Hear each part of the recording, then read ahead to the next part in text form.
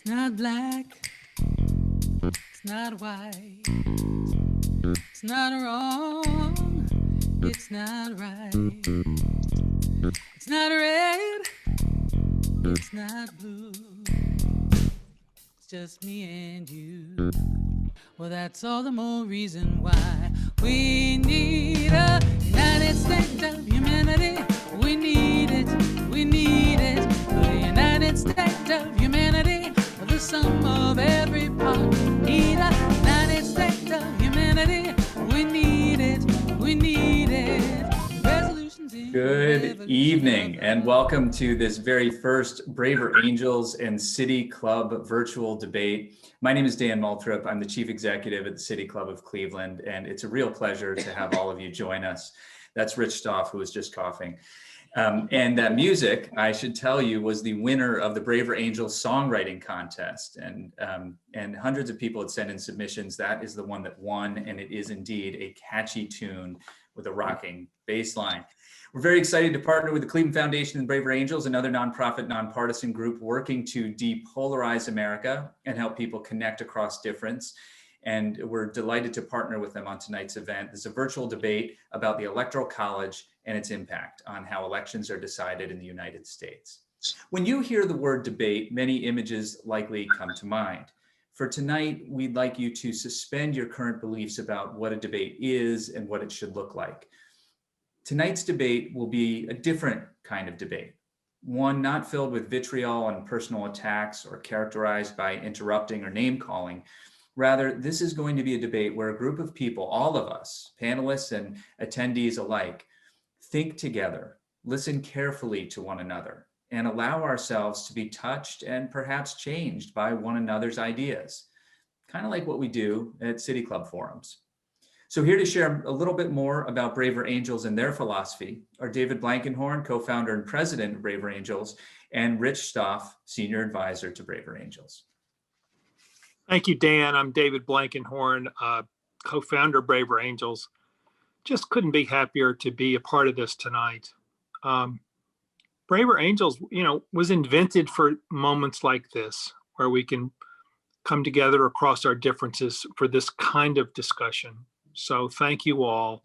Dan and his colleagues at City Club have been so wonderful to work with, and the support that Ron Richards and the Cleveland Foundation have given to this have made this possible. And also, I have to say, Rich Stoff, our Braver Angels leader in Ohio, just more than any other single person, I think, has pulled this whole thing together. And so with much gratitude to him, I'd brag on him more if he weren't here on this call. But let me turn it over to him for a minute to say what he wants to say. Okay. Hey, David. Thank you so much. And I really want to thank our Cleveland partners, Armand Budish, who I've known many years, Dan Moulthrop, and of course, Ron Richard. Braver Angels began in Ohio some 40 years ago in the aftermath of the 2016 election down in Southwest Ohio. And following my retirement shortly thereafter from the Business Roundtable, I've been really privileged to serve as the senior advisor to Braver Angels, a national organization, and its consequential mission to depolarize this country. The individuals that you're going to be hearing from in this debate certainly have different political persuasions. We know that, but they are leaders of character and great accomplishment who have helped move our state forward and have modeled the civility that we wish to see in our leaders. I know and respect each one of them for everything they've done for our great state. And so now it's my pleasure to introduce my dear friend, longtime friend, back before he was speaker, Armand. It's great to see you. County Executive Armand Budish, who will share more about tonight's program. Thank you. Thank you, Rich. And thank you, David. Can you hear me? Am I on? Did I get off mute appropriately? Good. All right. Mm-hmm. Thank you. And especially good to see you too, Rich. I enjoyed our time in Columbus together, but you've changed quite a bit. When I knew you before, you used to wear a tie and jacket, so you must be living the good life now. I also want to thank the Braver Angels and the Cleveland Foundation and the City Club of Cleveland for collaborating on this really timely and important event. Election Day, believe it or not, is only 15 days away. Some are raising concerns that our election system is somehow rigged or unfair, and that as a result, we should question or doubt the results. These sentiments are not new. Two of our most recent presidents, George W. Bush and Donald Trump, both won their respective elections but lost the popular vote, causing many to question the role of the Electoral College in American elections. So our topic is whether or not to abolish the Electoral College, and it's particularly relevant for Ohio. For decades, Ohio has prided itself as a battleground that presidential candidates had to win in order to win the White House. In 29 of the last 31 elections, Ohio has accurately chosen the winner of the presidential election more than any other state. And no Republican candidate has won the presidency without winning Ohio. So tonight, we're all going to college, the Electoral College. And to lead our learning, you'll hear from our 8 prominent electoral professors who will argue both for and against abolishing the Electoral College. Here to introduce them is our college chancellor for the evening, Ron Richard, who's president and CEO of the Cleveland Foundation. It's all yours, Ron. Great. Thanks, Armin, and good evening, everyone. Civil discourse around our country's most pressing issues is more important than ever, and yet it seems to be increasingly rare these days. At the Cleveland Foundation, we're proud to support forums where the residents and leaders of our community can engage in productive discussions and find common ground, or at least better understand and respect the opinions of their fellow Americans. And that's what we're here to do this evening. It's my honor to introduce the esteemed panelists who will participate in tonight's debate. These leaders bring a wealth of experience and diverse perspectives to their positions in tonight's resolution that the United States should abolish the Electoral College and replace it with a national popular vote. On the affirmative team, arguing in support of the resolution to abolish the Electoral College, we have Governor Dick Celeste, who served as Ohio's 64th governor from 1983 to 1991. Lee Fisher, Dean, and Joseph C. Hostetler-BakerHostetler Chair in Law at Cleveland Marshall College of Law at Cleveland State University. Lee also served as Ohio Attorney General and Ohio Lieutenant Governor, among other public sector leadership roles. Governor Ted Strickland, who served as Ohio's 68th governor from 2007 to 2011. And Nina Turner, former state senator, who also served as co-chair of Senator Bernie Sanders' 2020 presidential campaign. On the opposite team, arguing to keep the Electoral College, we have José Feliciano Sr., a longtime trial lawyer and partner with BakerHostetler in Cleveland, who retired in 2017 but continues to serve as a prominent community leader. Jeff Jacobson, former state senator and former chairman of the Montgomery County Republican Party. Frank Sullivan, chairman and CEO of RPM International, and I can't resist saying, and one of the greatest board members I've ever had at the Cleveland Foundation. And Ohio's 51st Attorney General, Dave Yost.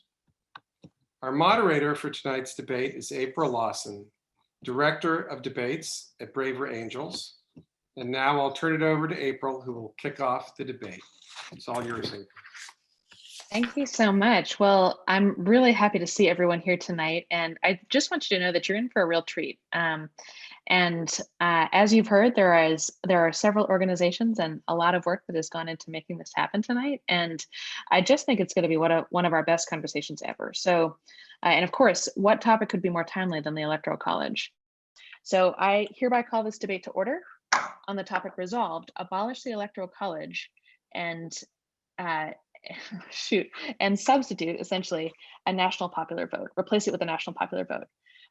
So again, that was resolved, abolish the Electoral College and replace it with a national popular vote. And so we're going to start with a speech in the affirmative from Governor Celeste. Governor, go Thank ahead. you very and unmute much, yourself. Madam Chair. Mhm.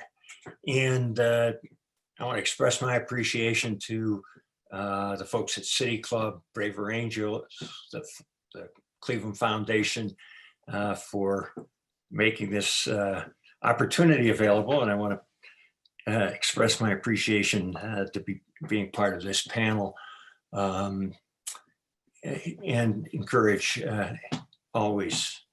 You know, this is applause for anyone who's hearing impaired. So it's not just jazz hands, it is applause.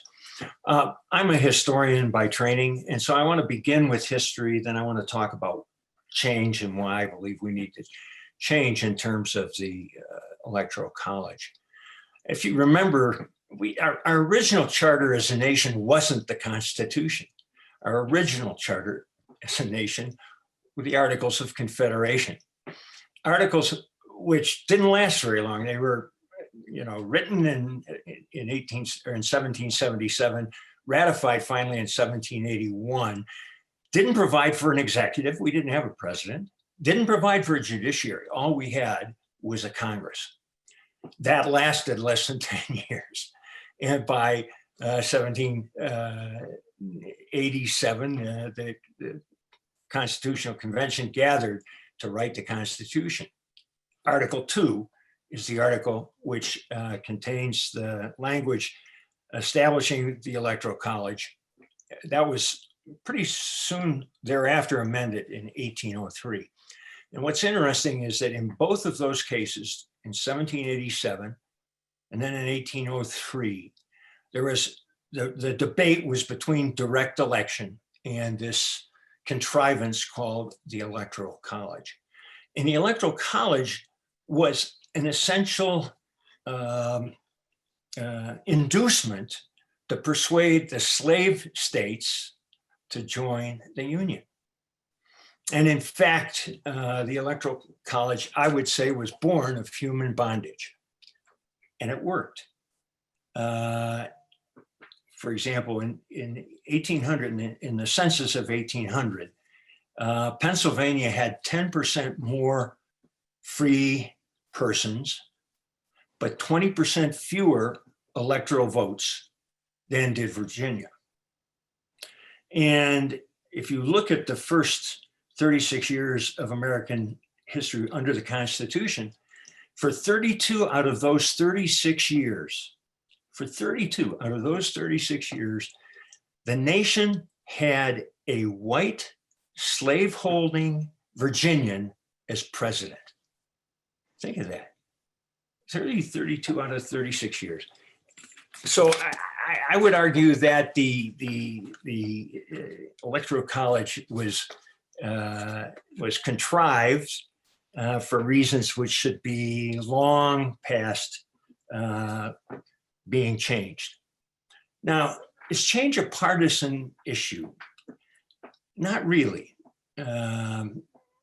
If we look at the elections, I mean, we sort of think of it as a partisan issue because the two elections in our most recent history, in 2000 and 2016, the Democratic candidate received most of the popular vote, or the largest share of the popular vote, but the Republican took office.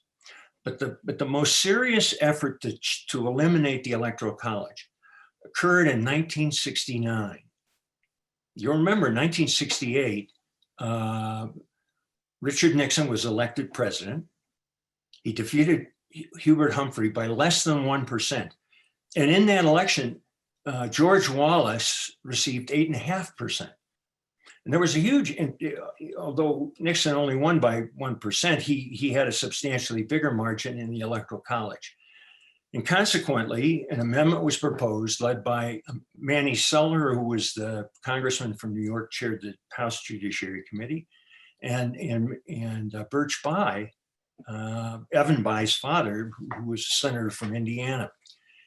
That proposed constitutional amendment passed the House, went to the Senate, and was not ever defeated in the Senate. It was simply not passed. In fact, there was an effort to achieve cloture at this time. Remember, we have a thing called a filibuster in the Senate. And this matter was filibustered in the Senate. And the effort to achieve cloture, to shut the filibuster down, failed by a vote of 53 to 34. In other words, dramatically favored even in the Senate, but it needed 60 votes to pass. And consequently, that amendment didn't survive that Congress.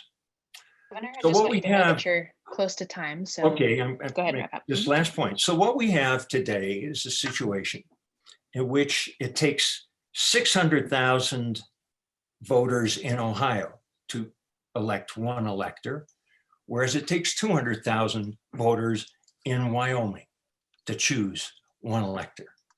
It's not fair. We need a popular vote. All righty, very good.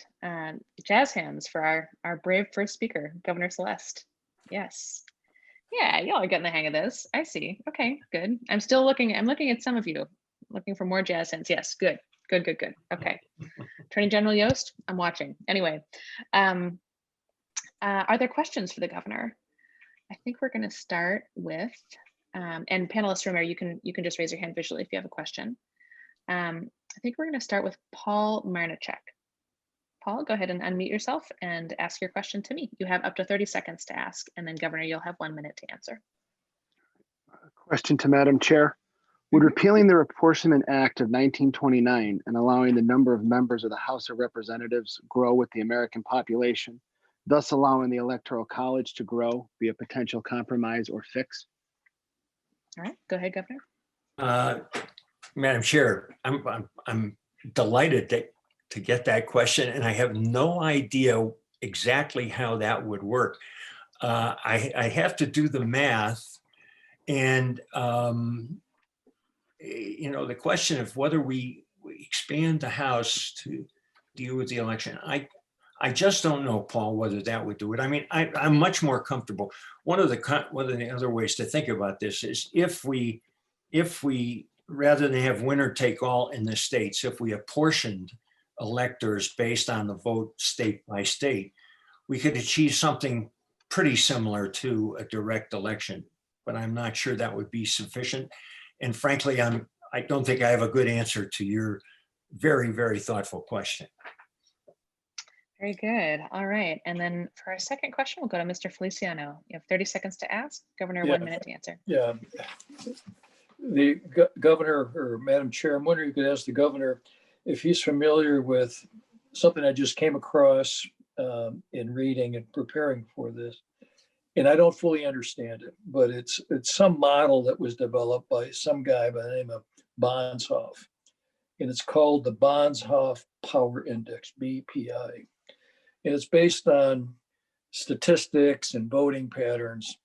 But he concluded that a voter, if you go to direct voting, that a voter in New York would end up having 3 times the voting power as somebody in Montana, but because of the way that people vote in blocks.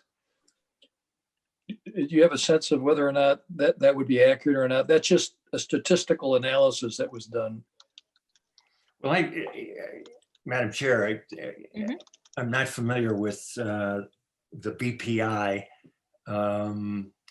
but my feeling is that if we're talking about a popular vote, my vote is the same wherever it is cast. And I think the issue of whether that vote is cast in New York or that vote is cast in Wyoming really becomes irrelevant. Right now, I believe that a vote for an elector cast in Wyoming is substantially more valuable than a vote cast in Ohio for an elector or a vote cast in New York or California for an elector. So I'd have to study what he has in mind with the notion of a BPI that, frankly, I think stands the process on its head, as I understand it. But thanks for the question. All right, very good. And with that, the governor is thanked. Jazz hands once again. Excellent questions and also good answers. Lovely. So we're now looking for a speech in the negative, and we're first going to go to Mr. José Feliciano. You have 4 minutes. Yeah, Go ahead and unmute. Yeah, thank you very much. And I decided to take a break tonight from my very successful singing career from singing. Very good. So I got some laughter. That's terrific. And yeah, I'm a little intimidated here because all my friends on the other side over there. My gosh, I see that Stephanie's there and Dick is there, who did such a great job with the program that reading readiness and Shaker Heights. Dick, I want to tell you that my daughter now is graduated University of Michigan with honors and went to Trinity College in Dublin, Ireland, where she got her master's degree. And then, of course, the Governor Strickland was the first governor to appoint a Hispanic cabinet officer in this state. And then my favorite dean, and then Nina, all on the other side. So, oh my gosh. But in any event, here, let me get going here. Let me try to zip through this thing. What I'd like to do is identify what I think is the core argument in favor, identify a little bit of the policy underneath it, talk about what I think is the effectiveness, 230 years of success, and then talk about the policy today here. So, but with regard to the core argument, I'm going to suggest to Governor Celeste that it was more complicated than just slavery when they made the deal to have an electoral college. All right, that the electoral college is not designed to be a direct democracy. It's designed specifically to be a republic. And the whole idea is the notion of federalism. And the underlying principle behind federalism is that you want to help the smaller states. And so the way that the United States was formed by way of compromise was to respect states and to respect population. And it's a similar analysis with regard to the Electoral College, so that you want to give each state 2 votes, each elector state 2, and then the other you allocate by proportionality. And so that, I suggest, is quite frankly unique to America. And so, but the whole idea was it wasn't supposed to be a direct election, and they consciously chose by choice not to do that. So the original policy reasons really were that they wanted to protect the smaller states, and they wanted to avoid mob rule, passions, and avoid fraud. I mean, that's the original thinking of it, and it's been pretty effective. So you've had 56 elections in the Electoral College, and there's only been only 5 occasions when you've had to deviate from that.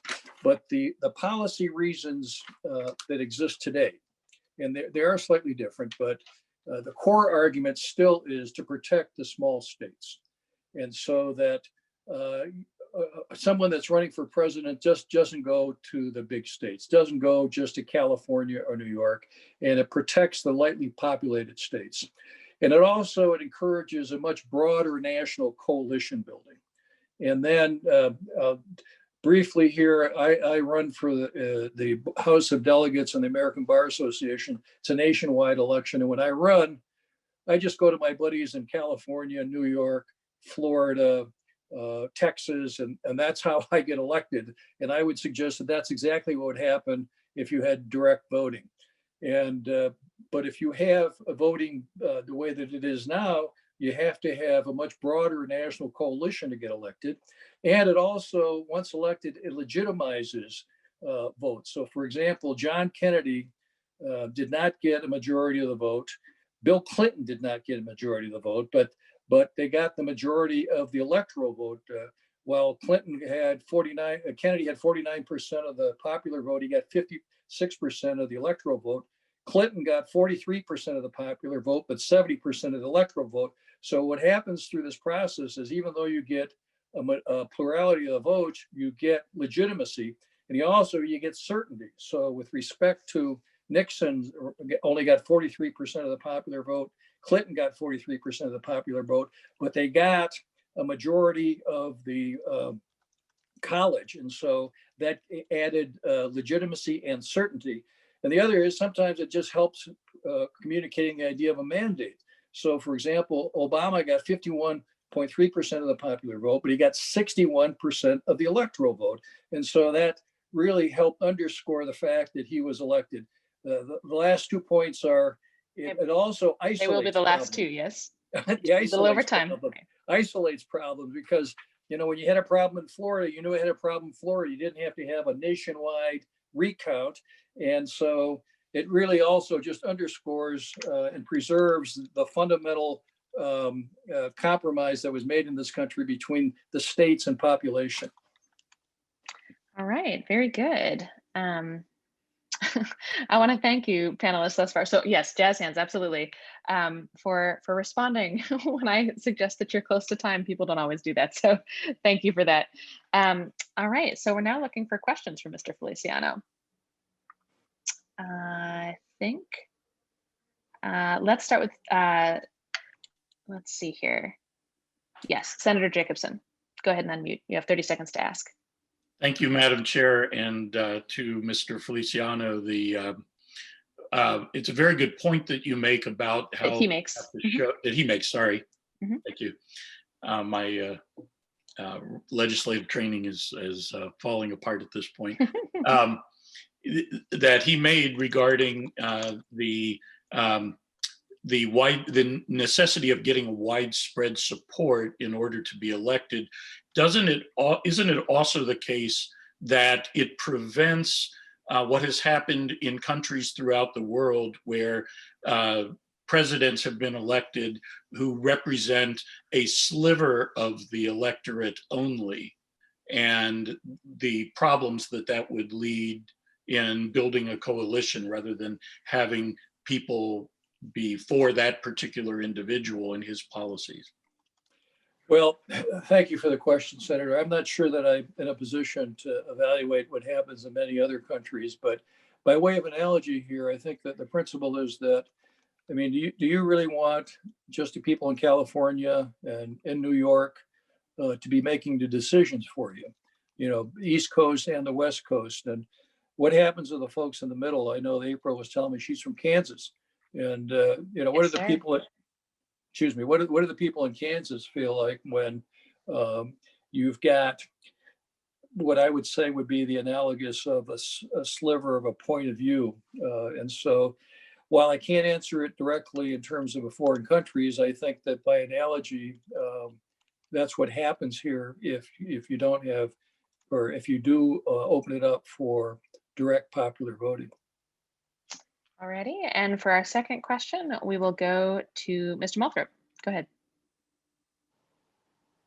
Madam Chair, thank you very much for recognizing me, and I thank Mr. Feliciano for his well-reasoned arguments. I would ask you to ask him whether it is a better thing for the nation that our presidential candidates address their concerns only to swing states or seek voters only in swing states rather than states with greater populations. I think that the swing state deal is better. And let me tell you why, because when what happens when you have swing states is there's an identification that you got to go in there and prove your point. All right. You got to go in there and do some selling. Implied in that is you've already sold the others. So what that suggests to me is that you've already done the coalition building in this election. You're talking about 5 or 6 swing states. So what I'm suggesting is that you've already done the job in the other 43 or 44 states. You have sold the goods there already. And so when you have swing states, that's a good thing. That means now you got to go and sell it in the swing states. All right, very good. And with that, Mr. Feliciano is thanked. Yes, jazz hands, absolutely. Good questions and good answers once again. I think I saw maybe one little jazz hand from you, Attorney General, so we're getting there. That's good. Alrighty, so I'm now looking for a speech in the affirmative, and we're going to go to Dean Fisher. Go ahead and unmute, and yep, 4 minutes. Madam Chair, thanks for the opportunity. I know and respect all the debaters. In fact, I have many stories about each of them, but I will not do those tonight. And they're all great stories, I must say. Thank you also for all the sponsors tonight. It's a real honor to participate. I want to go to the heart of the matter for me, and that is that the Electoral College is on the wrong side of history, and it's on the wrong side of democracy for one primary reason. Winner takes all violates some fundamental tenets on which this country was based. Just think about this. Whether you live in California, Ohio, or Texas, it doesn't matter. If you win all of those, if you win all of those states' electoral votes, whether you win by 1 vote or whether you win by 1,000,000 votes, that makes no sense. It violates the following tenets. Number 1, political equality, that every vote counts the same and that it's 1 person, 1 vote. Number 2, majority rule. As long as I can remember learning civics, it was always the person who gets the most votes wins. That makes a lot of sense to me. That's the one way we run every single election in this country except for one, the most important one, President of the United States. We're all created equal and we should govern ourselves that way. But there's another thing that bothers me about this too. The Supreme Court has said very clearly that the weight of a citizen's vote cannot be made to depend on where he or she lives. It's we the people, it's not we the states. What most people don't know is that when those words were first written in the Constitution, it didn't say we the people. It said we the people of New Hampshire, we the people of Massachusetts, we the people of Rhode Island, and they realized that that was not the right way to go. So they said we the people, one nation, indivisible. So here's a question I want to ask all of you tonight. Do you want your vote to be based on where you live or on what you believe? Your vote should not be imprisoned by where you live. Our government should represent people, not geography. The location of where you live should be absolutely irrelevant as to whether your vote counts. Every voter in every state should count in every single election, okay? So let's talk about this. Today, I would argue that the single best way to depolarize America, although there isn't one good way, there's multiple ways, but the best way is to make sure that we don't have a united state of swing states, that we don't have red and blue states, but that we get as close as we possibly can to a purple America. Now think about this. 100 million people get ignored, and I mean ignored, every presidential election. That's 80% of the nation's voters. Why? Because if you live in a state where you're in the political minority, your vote is erased. It just doesn't count. Every 4 years, the major parties effectively write off about 40 states. You live in one of those 40 states, your vote doesn't count. On the Electoral College, it doesn't make any difference whether a candidate loses a state by 100 votes or 10 million. That forces candidates to focus their efforts on just a handful of swing states. Now, we're lucky. In Ohio, we're a swing state. My son did a documentary called Swing State. I love the fact that Ohio is a swing state, but this isn't the United States of Ohio. It's the United States of America, okay? Now, think about this. 4.5 million Trump voters were disenfranchised in California. Disenfranchised. Why? Because Trump got 32% of California's votes. 2.6 million Trump voters were disenfranchised in New York. Why? Because Trump got 38% of the vote.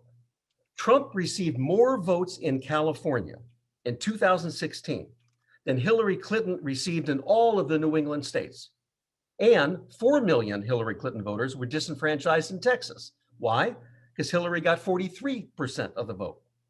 In 2012, 100% of the general election campaign events and almost all the campaign spending took place in just 12 closely contested states. And in 2016, same pattern. 94% of all the campaign events were held in 12 states.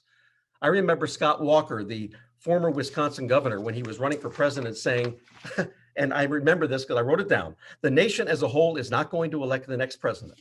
12 states are. Now, is that something we should be proud of? I don't think so. But now let me end with this. 5 of the 8 panelists tonight have run statewide in Ohio. And every single one of them, both Republican and Democrat, didn't just campaign in some counties. Every single one of us, without exception, campaigned in all 88 counties. Now, yes, I wasn't successful and Dick and Ted and Dave were, but this point still is this, that we didn't just choose Cleveland, we didn't just choose Meigs County, we did what we want presidential candidates to do. If this is such a good idea, then why don't we have an electoral college in the states? It's because it doesn't make any sense. Let me put it this way. In 2016, if we divide Ohio into 4 quadrants, you'll find that the campaigns, presidential campaigns, held a nearly identical number of events in each of the quadrants of Ohio. About 52% of the campaign events were in the cities, 23% were in the medium-sized cities, and 25% were in the rural areas. That's the way democracy is supposed to work. Just as we have all run in 88 counties, so should every candidate for president run in all 50 states, not 12, not 7, not 15, all 50. That's what democracy is about. Very good. Very good. Yes. I was about to say that sounds like a great last line, and sure enough, it was. All righty. Excellent. Yes, jazz hands. Absolutely. Are there questions for the speaker? I see. Mr. Feliciano, go ahead. 30 seconds to ask, and Dean Fisher, 1 minute to answer. Okay. Jose, you're muted.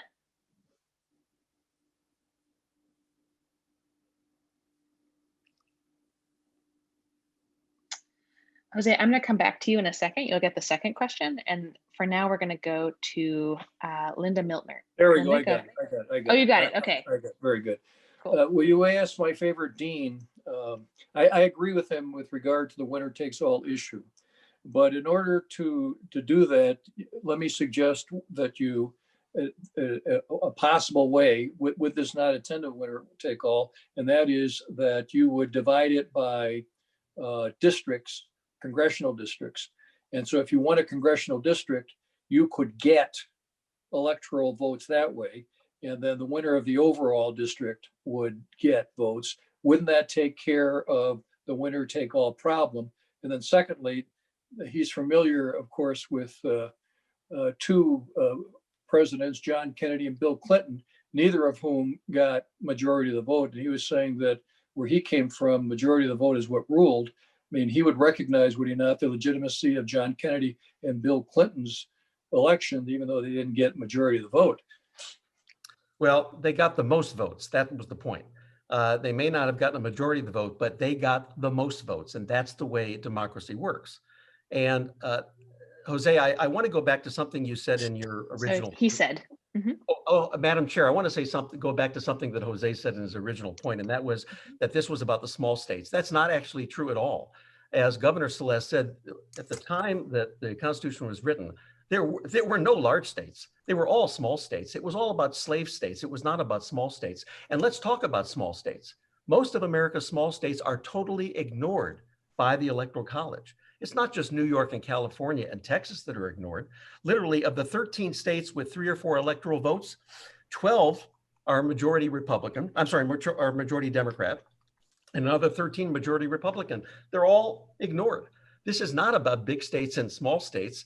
It's all about the swing states. All right. And for a second question, we're going to go to Linda Miltner.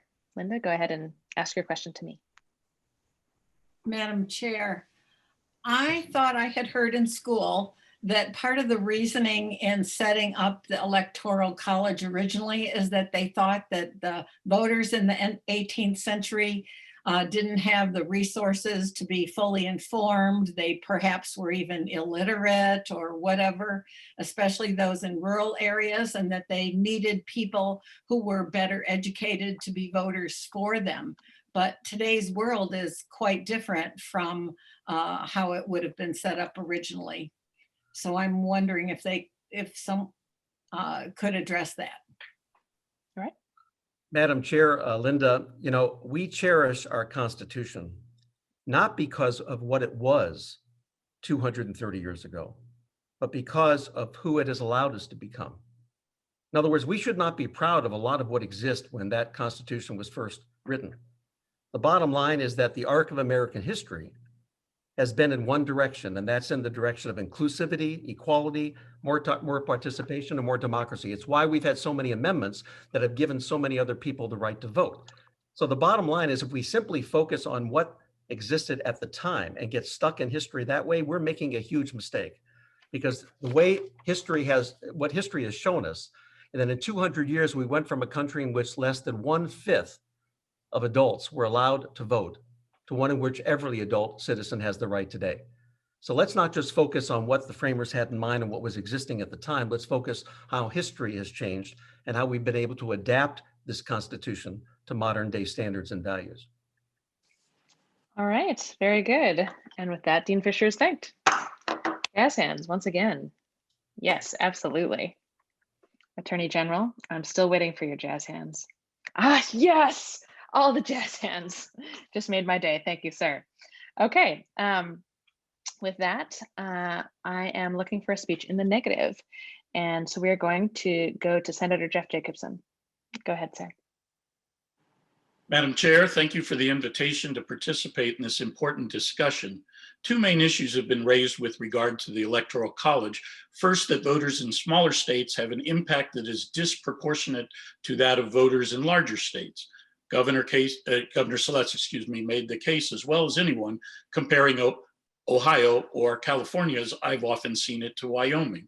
But what no one ever seems to note is that each of those California voters has the privilege of impacting a state that is more than 10% of the entire Electoral College vote, Ohio 3%, and 1/5 in California of what any candidate needs to be elected president. Wyoming voters, on the other hand, affect 0.5% of the total electoral votes. Not sure that Wyoming voters would agree that they are so privileged. And this goes to the theory that was referred to by Mr. Feliciano. But the smaller states do have the benefit of the original bargain in the Constitutional Convention, and that is an equal Senate to balance against the large states' benefits from the population-driven House. That is the origin of the Constitution's provision regarding the Electoral College, and not the more modern invention that it was a creature of slavery, which I am sorry to hear having reached such a mainstream impact. And the impact of those 2 votes per state, by the way, is overstated. Trump won the 102 Senate-based electoral votes by only 18 votes, which was less than a quarter of his 77 vote margin in the Electoral College. The second argument is that there's something inherently wrong with the Electoral College because the votes that elect the president should be those of the citizen, equally counted. While there are good arguments in support of the Electoral College, very ably made by Mr. Feliciano, I want to focus on the less appreciated danger of conducting a nationwide popular vote that will be fair and accepted by all, especially under the current politically divided environment. One major problem with the idea of using the popular vote is that we are all human with human foibles and weaknesses that include the desire to win at all costs. One only need note how intensely partisans feel the outcome of this election is more critical than most. And a second human weakness, shall we say, the ability to design a sloppy system and to execute it poorly. Before this year, 5 states conducted mail-in voting. This year, 4 others in the District of Columbia are doing so as well for the first time. One of those states is a swing state, Nevada. A story from Nevada to illustrate the problem. In the primary, just in Las Vegas's county, there were 1.3 million ballots sent out to registered voters. A report from an election integrity group found that more than 220,000 ballots were designated by the post office as undeliverable. This accounted for 17% of all ballots mailed to registered voters, more than 1/6. In the primary, these undeliverable ballots flooded the streets. Blank votable ballots were littered around trash cans and stuffed behind bulletin boards in Las Vegas apartment complexes. This problem continues today. On Twitter, a man from Nevada shared this photo, I hope I'm holding it right, of the 18 ballots that were delivered to his apartment, none of which were to people who actually lived there.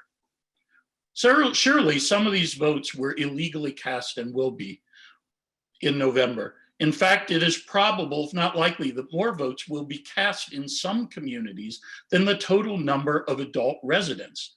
But because of the Electoral College, the most that fraud could impact the election was on the outcome of Nevada's 4 votes. If we abolish the Electoral College, we will all be completely at the mercy, indeed the tyranny, of the states that enable the incompetent and the fraudsters. Today, we all live with a delusion that only our opponents put their thumbs on the scale.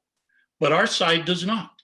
If we abolish the Electoral College, those states that have, shall we say, more loose ballot rules will have an unfair, disproportionate impact on the outcome, which will lead every state in self-defense to similarly loosen. Election nights will string out interminably as votes are discovered in one state or community and then countered by votes in other states, ad infinitum. For the reason I mentioned and others, abolishing the Electoral College in today's environment will, I fear, lead to a complete distrust of our system of elections and accelerate the divisions and resentments that we all face today. Surely there are better options or compromises. All right, very good. So we're going to go, yes, jazz hands, absolutely. I love how you guys are now doing it when I forget. Well done. So for our first question, we're going to go to, oh, your name is listed as Richard Stoff, but Governor Strickland, go ahead and unmute and ask your question. Anytime. Governor, you're still muted. Madam, based on the contention of the previous speaker, I would like to ask if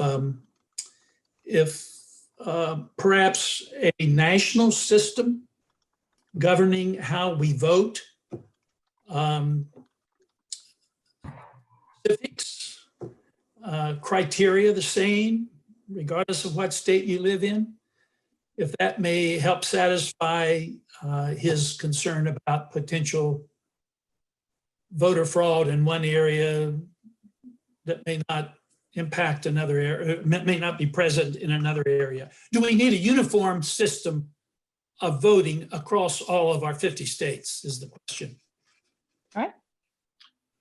Madam Chair, in anticipation of my good friend, the former governor's question, I did include both incompetence and fraud as issues. And, you know, we can look at the mailing of ballots to people who no longer live at an address as potential fraud if people choose to vote them. But there is still first the incompetence that says we don't have to keep track of where people are. In fact, states are very, have different, shall we say, systems about that. And even adopting one system will not impact the fact that there are certain places in the nation where the, shall we say, officials who run the election system are less than scrupulously honest and fair. And it's there are certain places that are notorious. For example, Broward County has always been the county that comes in last, with usually the goal of tipping, if possible, the outcome in Florida. It's well known on both sides. Sometimes it works, sometimes it doesn't. But I don't know how we deal with that. And so that's why I feel that one of the hidden brilliances of our system is that we in Ohio are only loosely impacted by fraud that may occur elsewhere. All right, very good. One of the things I've learned throughout this whole debate process is that Ohio is superior in really most respects to the rest of the nation, except Kansas, undoubtedly. But you know, yes, yeah, there we go. That gets Attorney General Yost jazz hands. Very good. All right, for our next question, we're going to go to Chris Corfanta. Chris, go ahead and unmute yourself and ask your question to me. Am I unmuted? You are. Oh, good. Well, thank you for taking my question.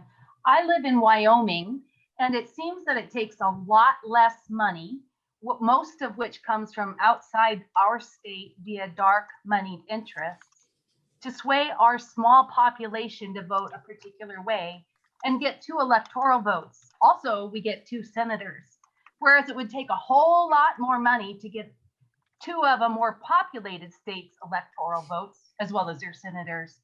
Does the speaker see any issues with this kind of money impacting politics negatively?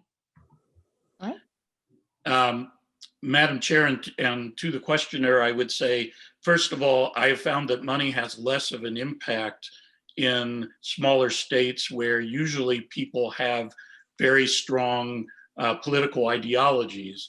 You know, people often will choose to live in a state like Wyoming because they have a desire to be more independent and to live without the strictures of government. And so while it is cheaper, perhaps, it is not any less efficient. In fact, it's not any more efficient to do so. It's actually less efficient because you don't have the same kind of media coverage in the rural areas that you do in a state like New York, which is, has heavy access by broadcasting.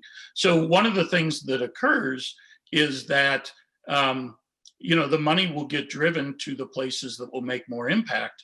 And in fact, if we abandon the Electoral College, there will be no spending in states like Wyoming. It will all be spent in the biggest media markets where the most voters can be reached.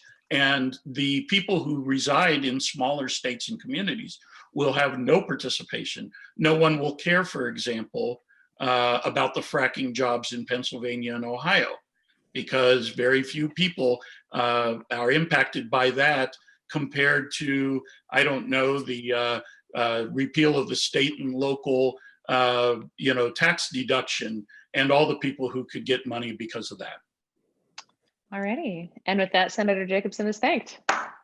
Jazz hands once again for our wonderful former state senator here.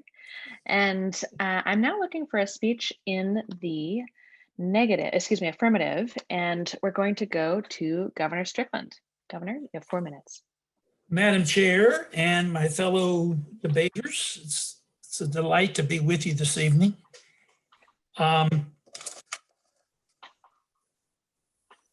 It's really great to be on this panel and to hear the various opinions. I've agreed with many of those opinions and I've disagreed with some.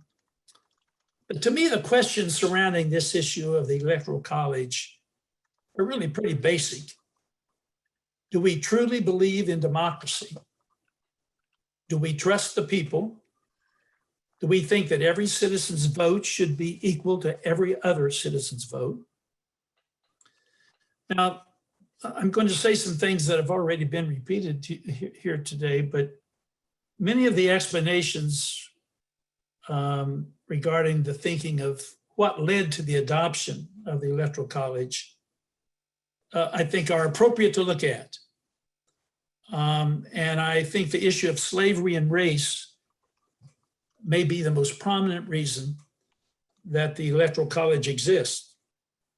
Writing in the November 2019 issue of The Atlantic, Professor Wilford Cordrington wrote, and I quote, "More than 2 centuries after it was designed to empower Southern white voters," and I could say male voters, "the system continues to do just that." He further pointed out that the populations in the North and the South were of approximately equal, but roughly 1/3 of those living in the South were slaves, were bonded servants, and were unable to vote. And because of that non-voting slave population, the Southern region would have less clout under a popular vote system. So the ultimate solution decided upon was the indirect method of choosing the president, one that could leverage the 3/5 compromise, the Faustian bargain that in fact had led to the way congressional seats were to be apportioned. Now, that's a part of the creation. It's not the only factor in the creation of the Electoral College, but I think it's one that needs to be recognized given what we are trying to deal with today in this country. 2 centuries after it was designed, it is continuing to have, I think, a negative impact upon the African-American population. Now, our founding fathers weren't perfect people. And I think it's appropriate to acknowledge that while they weren't perfect, they did give us a constitution that has stood the test of time, but it was not a perfect document. And that's been evidenced by the fact that it's been amended over time to make us a more fair, a more equitable society. But what our founding fathers did was to provide us a roadmap. of self-governance. And we have made progress. Our system of self-government is more inclusive and more fair, and there's greater human freedom now than in the past. But I think it's time to get rid of a discriminatory method of electing our presidents for a lot of reasons. But one of my concerns is that failure to do so will erode the confidence that people have in the legitimacy of our presidents. As has been noted here, 2 times in the last 2 decades, the candidate that won the popular vote was not elected president due to the Electoral College. Hillary Clinton received approximately 3 million more votes than Donald Trump. And yet, by winning 3 states, Wisconsin, Michigan, and Pennsylvania, by less than 80,000 votes, Donald Trump became president. Florida has been mentioned. Al Gore got more votes, popular votes, than did George Bush. Now, we went through a traumatic time as a result of that election. But if we had used the popular vote to choose the president, that trauma would never have occurred. Last point, sir. Last point. Wyoming's been mentioned. It has a small population. Wyoming has an electoral vote, an electoral representative for every 195,000 citizens. California has 1 electoral vote for every 711,000 citizens. That's just wrong. All right, good. Jazz hands for the former governor. Yep. And so for our first, I'm now looking for questions for the governor, and we're going to start with Al Smith.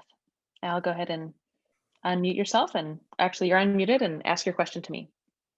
Yes, Madam Chair, I'd like to ask the former governor this question. Is the United States a republic or a democracy? Because I hear every vote should count because we are a democracy. But if our country is a republic, doesn't this negate some of the argument in various ways? It can, and I believe does. And that argument has gone on for a long time. What are we basically as a country? Are we a republic or are we a democracy? And I believe the well-being of our country, especially at this time in our history, when we're trying to come to terms with some of the wrongdoings and bad decisions of our forefathers, and there were many, although they were great people. Now is our opportunity to make a change. And we can make a change without changing the Constitution.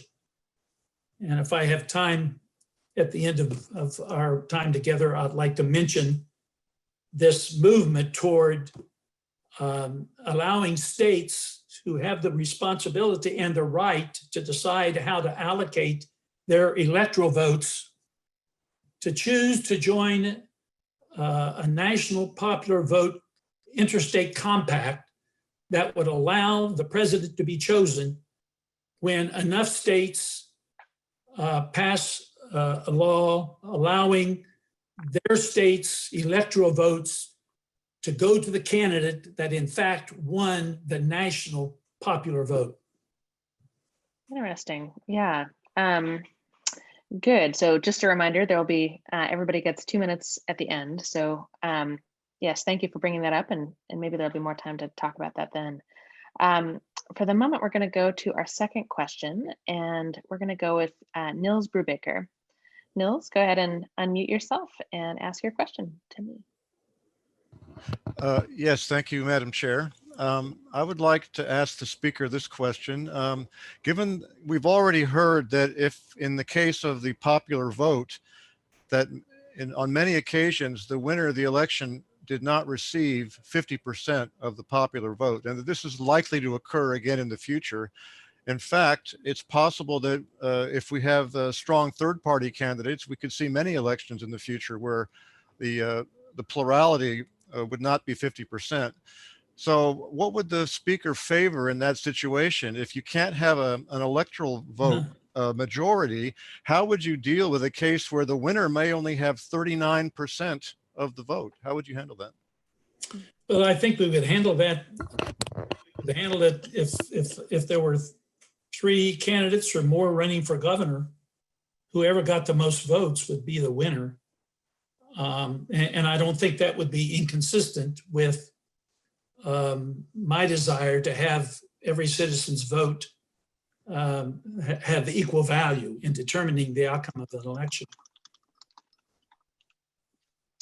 All right. And just because I can't resist the governor to governor direct question, we'll have one more from Governor Celeste, but just make it quick. Thank you very much, Madam Chair. This is not a question for my dear friend Ted Strickland, but in response to Nils' question. So unfortunately, that's not. Can it just as a matter of information, as a point of information, I think would be in order. So what I'd love would be for you to incorporate that into your remarks at the end, although I am impressed that you know the parliamentary term point of information. Well done. Well done. Alrighty, so with that, we're going to thank Governor Strickland. Thank you so much, sir. And one more round of jazz hands. Also, I really do appreciate y'all's going with us on the way that our format is structured. We're trying to keep things real tight here because we want to hear a lot of what everybody has to say. So thank you. You're also doing a really good job with the addressing the chair business, by the way. Most folks have much more trouble with that, so thank you. So we're actually going to shift for literally 1 minute to a poll. So this is something that we do because a lot of our attendees tonight, so we have between 400 and 500 folks with us tonight that aren't even on our screen. And so we want to make sure that you all get to share what you think about what's happening. And so David, if you would go ahead and put up the first poll, everyone will have 1 minute to answer. So go ahead. And panelists, you're welcome to weigh in too.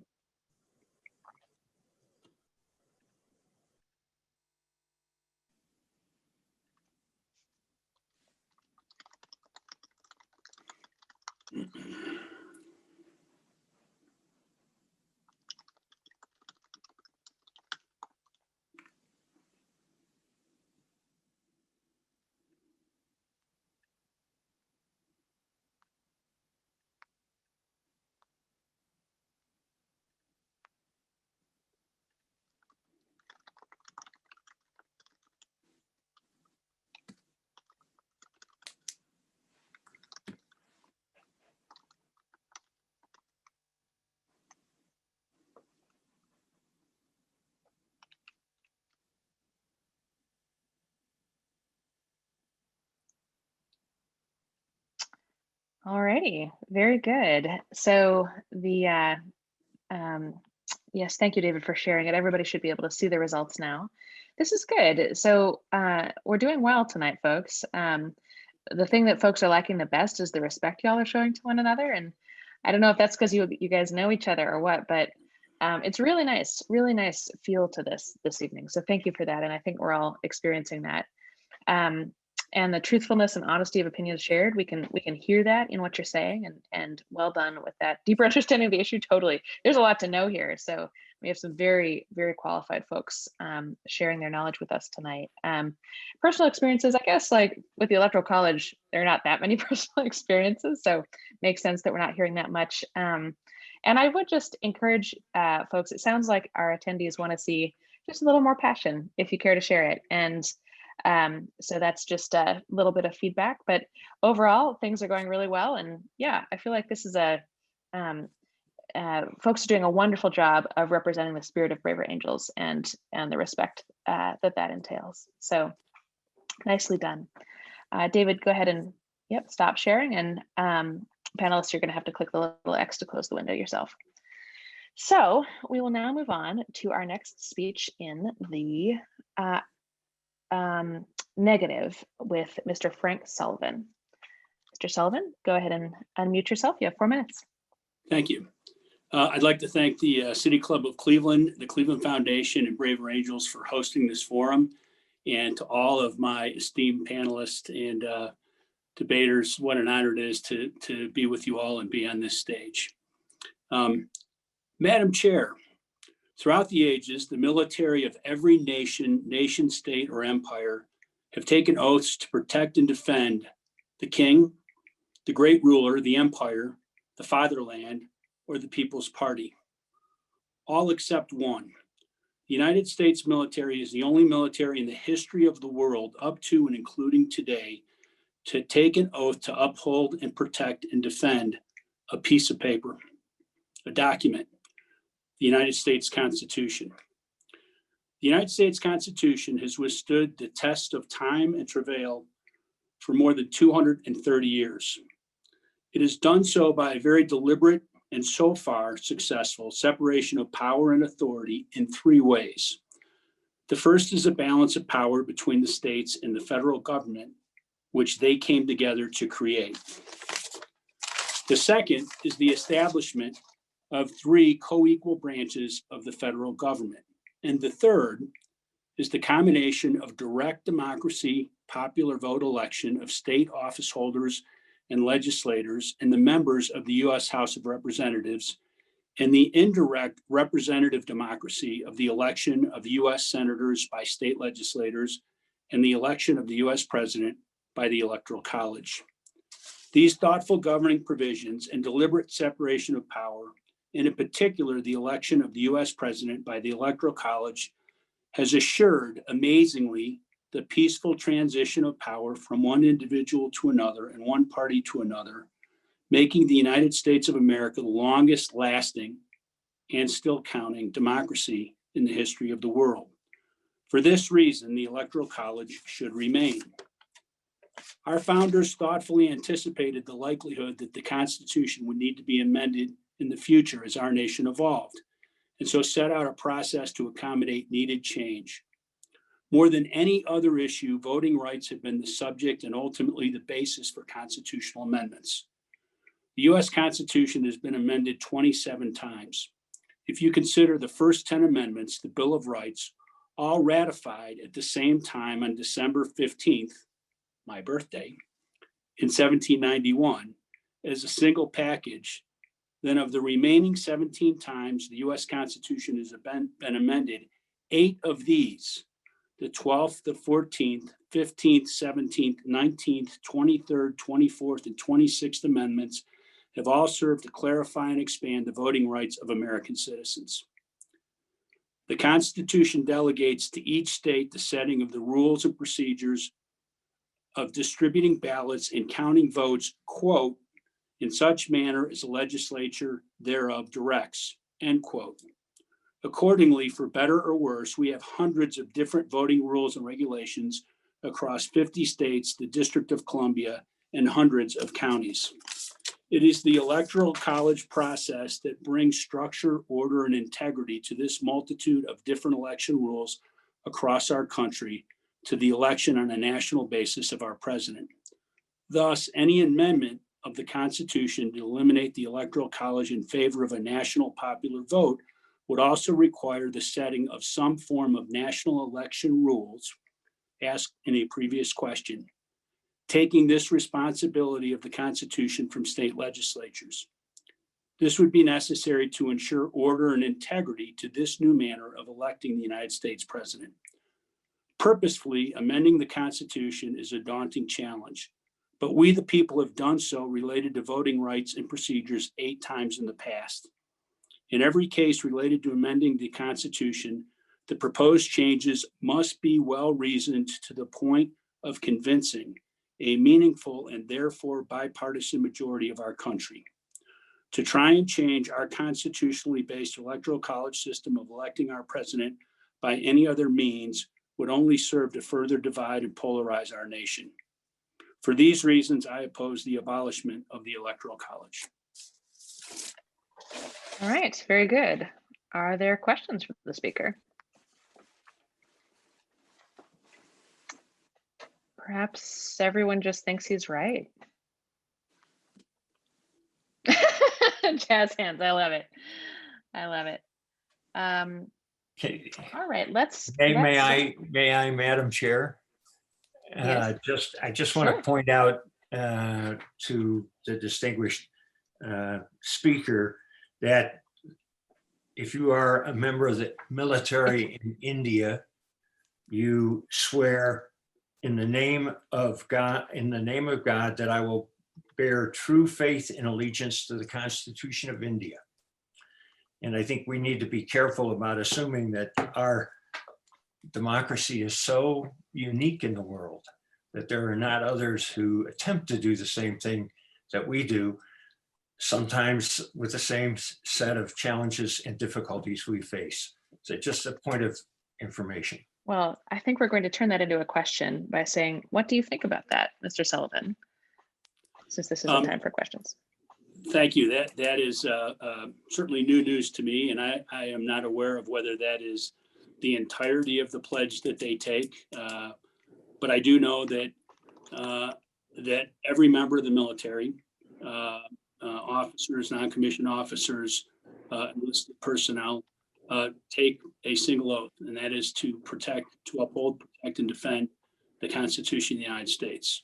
And I think it's a pretty awesome oath, and something that our elected representatives, our military, and people in this country hold dear, and says a lot about the value of the Constitution and how it has served this country well for 230 years, and how it needs to and continues to evolve through the will of the people. All righty, and for a second question, we'll go to Richard Andrus. Mr. Andrus, go ahead and ask your question to me. Thank you, Madam Chair. I appreciate what you're doing and what everybody else is doing on this panel tonight. The question I have for Mr. Sullivan is, does not the Electoral College provide us with a way to decide close elections? If we have a 70% landslide in the popular vote, won't we also have a landslide in the electoral vote, and vice versa? I'll take your answer, Mr. Sullivan.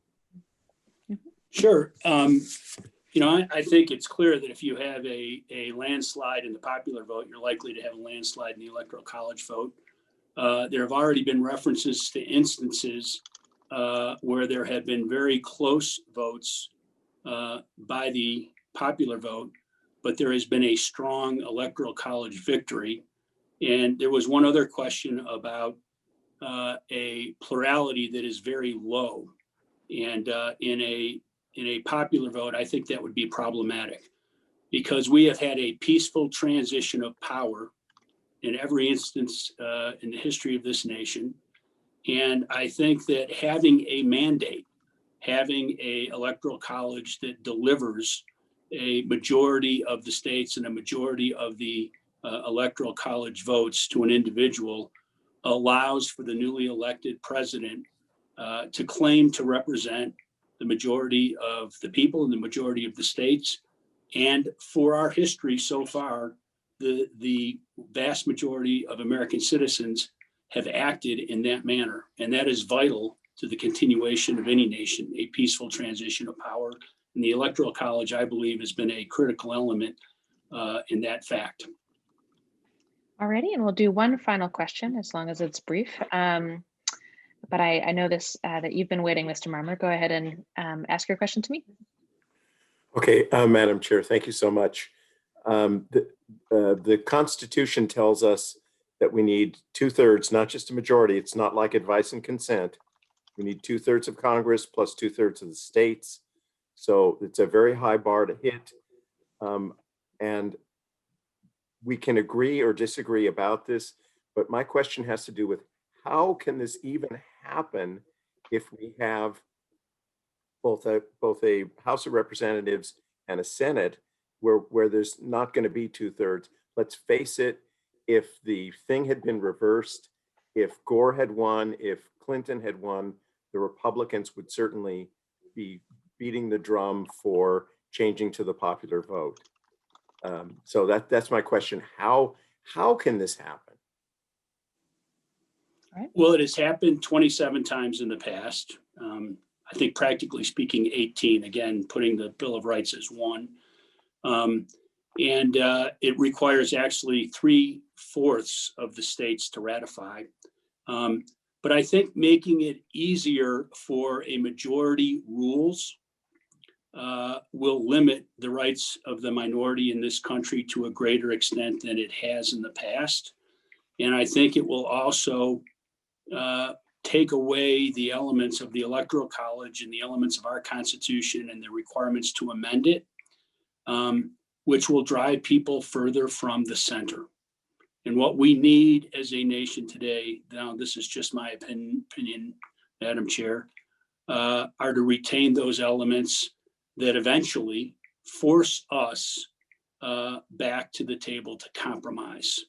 And we do not seem to be, either with our elected representatives or perhaps because of social media or other elements, the interference of outside parties, in a place where people meet in the middle to come to compromise. Compromise has become a bad word, and by making it less likely or easier for people not to compromise, I don't think solves the problems that we're facing as a nation. All right, very good. Your opinions and everyone's are welcome. So with that, Mr. Sullivan is thanked. Thank you. Yes, hands. Good questions and good answers once again. Yes, very good. So just to give everybody a little bit of orientation, we are going to have 2 more speeches that are 4 minutes in the way that we've been doing. And then we'll have a series of rebuttals or sort of quick responses that are 2 minutes with no questions in between from each person. So we're sort of, we're coming towards the home stretch, and that's where we are at the moment. The one other thing I want to mention is y'all are doing a fantastic job of sending in really interesting questions. The challenge is that they're all showing up right like at the very end of the speeches. And so I would just, and that's great. It just means that we have to filter them real fast. And so if you would do us a favor, and as soon as you have your question, go ahead and stick it in the Q&A box, even if it's in the middle of the speech. That will enable us to sort of filter them through more effectively, and we would be grateful. And plus, there are a lot of good questions out there, and it's good to just have them on the record. Sometimes if they don't apply to one speech, they'll apply to another. So with that note, the long-awaited, we've been getting fan messages for this speaker, Senator Nina Turner. Go ahead. Thank you, Madam Chair, and so glad to be here with all of my colleagues. And I certainly am one of those 5 people who ran for statewide office in the great state of Ohio, and certainly treated all 88 counties as though they were important, because they are. The great James Baldwin once said that not everything that is faced can be changed, but nothing can be changed until it is faced. And so we have lots of facts to face this evening and beyond this as a country about whether or not we keep or abolish the Electoral College. I believe that we should get rid of the Electoral College. The framers, in all of their flawed brilliance, and I say that their brilliance was flawed because at the time, people like me, my ancestors, enslaved folks, could not vote. Indigenous people lost their land. And if you were not a wealthy white male landholder, you were not really thought about in this way. And so the whole foundation of the Electoral College, as much as it may pain us to think about it this way, is rooted in white supremacy and racism. Those are the facts. Wealthy white land-owning males. And if you were illiterate and didn't have an education, the framers didn't think much of you. So here we are in the 21st century debating whether or not a system that was rooted in that should continue to endure. And the answer is that no, it should not continue to endure. It is not more complicated than slavery, just not. This was about keeping the everyday people of this nation, and if it was based on race, it was based on class, from being able to have a say. I want to walk you back down memory lane. In 1876, the most contested election, Rutherford Hayes, right, and Samuel Tillman. Now, Mr. Tillman won, but there was a grand bargain that took place. And that grand bargain consigned Black people to another century of racialized subjugation. What was that grand bargain? That if Hayes could win by getting 3 more states, and I believe those states were Louisiana, South Carolina, and Florida, to get those electoral college votes to become the president of the United States of America, and the agreement was made to dial down on Reconstruction. What happened when they dialed down on Reconstruction? I'm so glad you asked. The Black Nadir happened in the United States of America from the end of Reconstruction all the way to the 20th century. So a system that was designed in this way cannot and should not endure. In the 21st century, we should have the courage to utilize the tools that the framers gave us. And that tool is called amendment. And it is not, it's okay. It's okay to amend the Constitution, as one of my colleagues just laid out. It's okay. We can do that in the 21st century. So not everything that is faced can be changed, but nothing can be changed until it is faced. And we must face the fact that the Electoral College has outlived its usefulness, if it was ever useful at all. All right. Jazz hands, absolutely. Yes. For those classes, if nothing else. Good. Yes, definitely the best classes on the screen. So for the first question, we're going to go to Franklin Ruff. Franklin, go ahead and unmute yourself and ask your question to me. Madam Chair, the question I'd like to ask, as someone who lives in the middle of the country, and quite frankly, I will be honest, am frightened by the possibility of the coast choosing the president all the time, is how would, in this way of doing things, how would the rights of the minority be protected from the potential tyranny of the majority? Mm-hmm. All right. Madam Chair, we should be concerned about how the elitists and the corporatists get to decide what is happening right now as we speak. The system is not fair as it exists. And I think this false notion that somehow the votes of people in California are going to outweigh the votes of somebody else is just really a scare tactic. We live in a country where we pride ourselves in small d, in democracy. And so the notion of one woman, one man, one vote should reign supreme. We need to embrace that and not fear that. So there should be no fear of that happening. All right. And further questions, Mr. Sullivan? Madam Chair, I would respectfully ask the speaker, if we were to amend the Constitution to abolish the Electoral College, would we, and if so, how would we have to change the current constitutional delegation of the rules and processes for voting, now delegated to the states, to have a single set of rules to ensure some type of commonality and integrity in a national popular vote? Thank you. Thank you, Madam Chair, not an expert on exactly how that would be done, but I will say that where there is a will, there is a way. Again, we should not fear that kind of change and doing everything that it takes to make that so. We can do it. We went to the moon. We can figure out how to do this. Excellent. It's a wonderful note to end on. And with that, Senator Turner is thanked. Jazz hands. Absolutely. Good. All right. So for our final sort of longer speech before the rebuttal section, we are going to go to Attorney General Yost. We're going to start with jazz hands for you, or at least I am. Yes, there we go. Thank you, Madam Chair.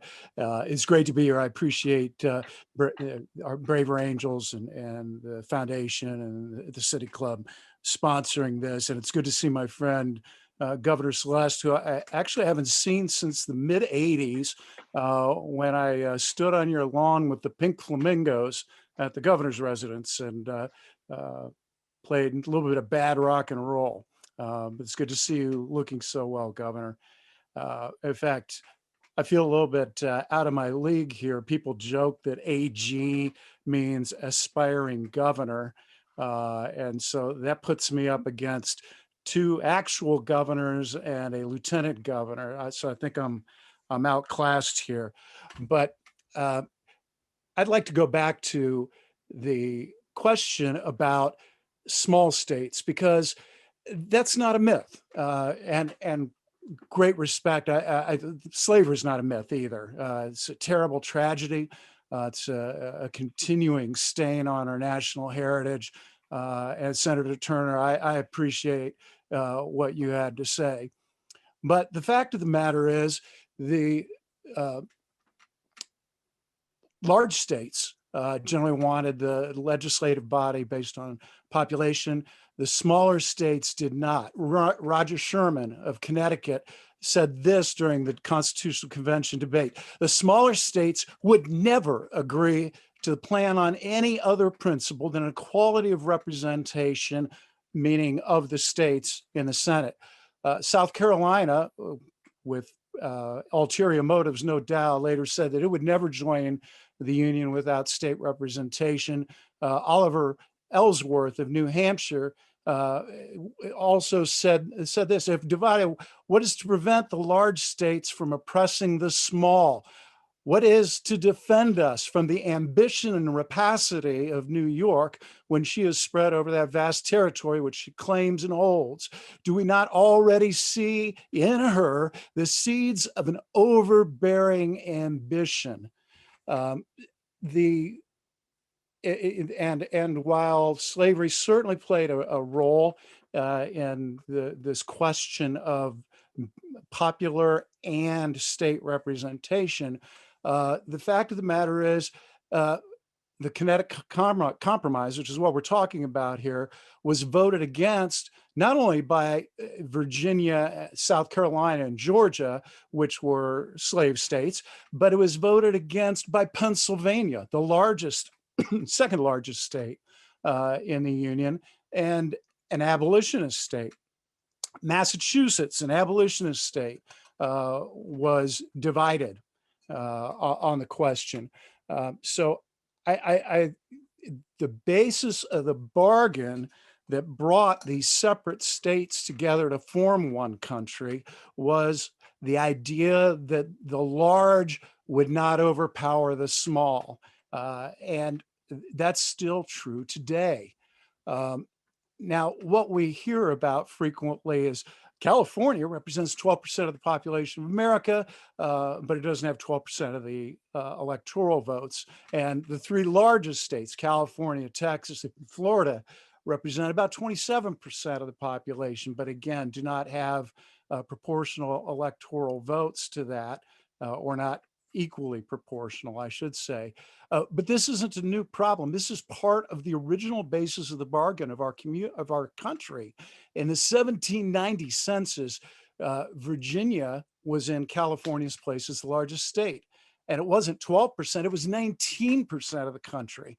And the 3 largest states together formed 40%, not 27%. So the brilliant compromise of the Connecticut Compromise, which is imported into the Electoral College, was actually part of bringing this country together, and those tensions still have to be ameliorated because we still have small versus big interests. Now, Madam Chair, my good friend and colleague and predecessor, Dean Fisher, says that we should represent the people, not geography. That's not constitutional, and that doesn't reflect the compromise that our Constitution is founded on. It's about both. And why don't we have an electoral college in the states? He asked. Because counties and cities are not sovereign, states are. And the Supreme Court itself noticed this, and when it's equipped, we're the United States of America, not the United Counties and Cities of America. He talked, Madam Chair, about the adaptability of the Constitution, but what he left out was that wasn't adapted by some fiat. It was adapted by getting everybody in the country to buy into a constitutional amendment, to ratify this through 2/3 of both houses of Congress and 3/4 of the states. Now, I would submit respectfully that if we get to that point, then we have a new basis of the bargain, and I will no longer have a principled objection, but I will still have an objection based on what James Madison called the tyranny of the majority. The large will still lord it over the small. This system has worked well for the entire system, balancing the interests of the big and the small, the populace and the sovereign states for 240 years. We ignore that history and tinker with it, it seems to me, at our peril. All right, very good. Jazz hands, yes. As one of the people from one of these big little states, geographically big, population little, I appreciate the attunement to that. One of you will have to tell me how Ohio fits into that. I feel like you guys are really important and sort of sizable geographically. Anyway, for questions for this speaker, we're going to start with James Hardiman. James, go ahead and ask your question to me. All right, thank you, Madam Chair. We've talked a lot now, I think, about this idea of the tyranny of the majority. And while I do agree that the Electoral College does ensure some level of geographic diversity in order to legitimize the election with a widespread coalition, I guess my question would be, doesn't it do so at the expense of racial, ethnic, and gender diversity? Should it be acceptable to have a president that really only has the support of one race, as well as support that is overwhelmingly male, as has been the case with the last two presidents who've won the Electoral College and haven't won the popular vote?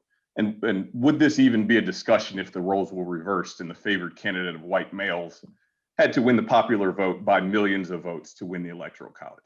Because it would appear that this isn't just a happenstance event. And as we move forward, the party that is a coalition of all of the racial minorities need to win by an increasingly large amount, millions upon millions of incremental votes to win the election.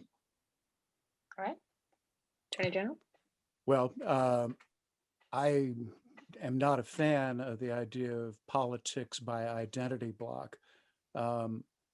I know white progressives with deeply held beliefs. I know Christians who are born again on both sides of the aisle. I know Black conservatives, Black libertarians, and Black progressives. And the fact that this tends to fall along a particular line in any particular election or year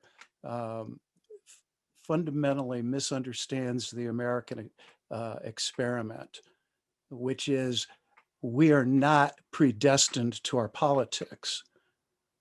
I think what you're talking about certainly What he's talking about. What he's talking about? Third person. Certainly, there is racism. Certainly, there are inequities in our society.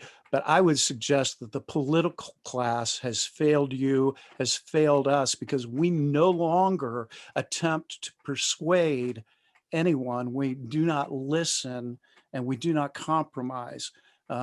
These are essential skills in a diverse republic like we have.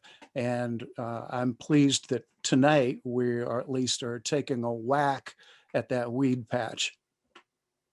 Absolutely.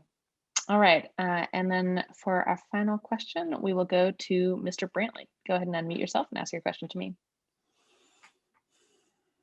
Thank you, Madam Chair. This question follows up somewhat on the previous question.